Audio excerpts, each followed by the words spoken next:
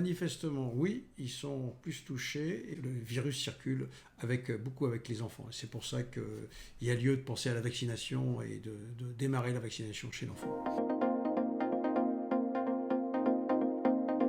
Il est plus contagieux et il se contamine plus que les autres variants. Par contre, à notre connaissance, il n'y a pas de forme, il y a plutôt des formes moins graves, des complications moins graves que chez d'autres variants. Et encore une fois, chez l'enfant, heureusement, il y a peu de formes graves.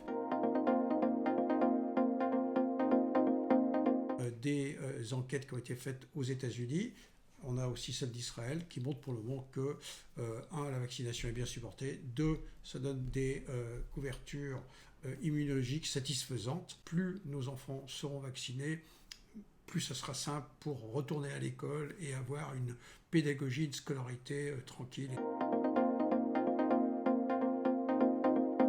Il est un petit peu différent puisque l'écart entre les 2 premières doses est de 21 à 28 jours, donc c'est rapproché. Il est recommandé de voir s'ils n'ont pas été en contact et faire des sérologies Covid pour savoir à ce moment-là ils auraient une seule vaccination. À ma connaissance, non.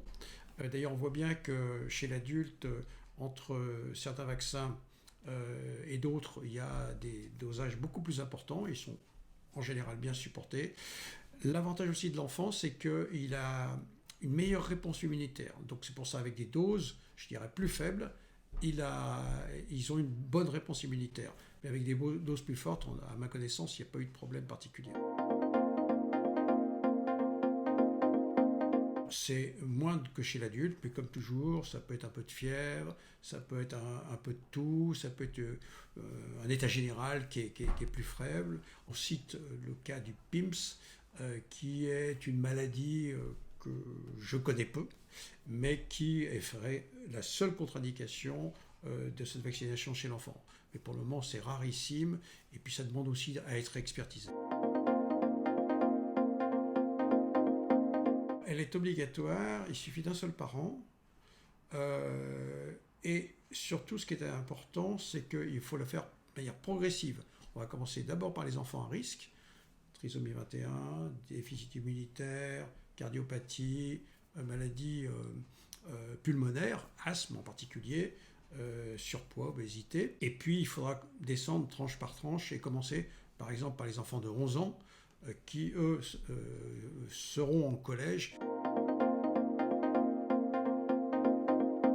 Ils nous demandent quand est-ce qu'on va pouvoir vacciner. Donc, ils sont plutôt désireux. Là aussi, souvent, ceux qui viennent m'en parler, c'est plutôt ceux qui sont pro-vaccination. Les anti-vaccins, je ne les ai pas rencontrés jusqu'à présent, mais probablement, il y aura bien sûr des gens qui seront réticents. En tout cas, il n'y a pas d'urgence à vacciner, mais il faut démarrer la vaccination. Je pense que c'est bien, et pour les enfants, et pour la population en général. Les parents sont très sensibles, non pas aux recommandations des gouvernements, non pas aux recommandations de l'industrie pharmaceutique, non pas aux recommandations de la Caisse d'assurance maladie, mais à leur médecin. Et donc, s'ils vont en discuter avec leur pédiatre ou avec leur médecin traitant, je crois que c'est lui qui va savoir convaincre sur le bien fondé de la vaccination.